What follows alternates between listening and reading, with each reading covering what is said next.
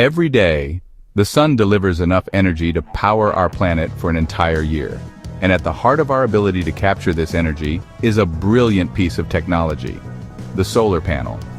But how are these incredible devices, which turn light into electricity, actually made? It all begins with silicon, the second most abundant element on Earth. It is purified to an astonishing degree and then melted down.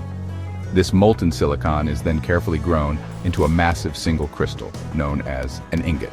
These ingots are meticulously sliced into paper-thin, perfectly polished wafers, forming the building blocks of every solar cell. Once the wafer is created, it's time for the unseen assembly.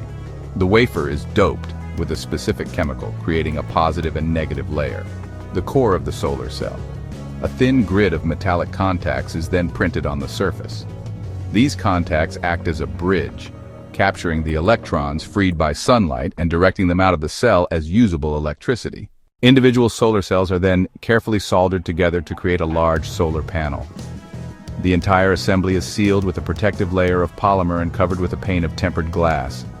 This lamination process protects the delicate cells from the elements, ensuring the panel can capture sunlight for decades to come.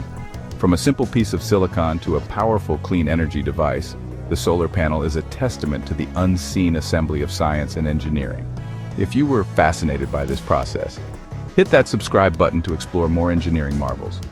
And tell us in the comments, what other incredible process do you want to see unraveled next?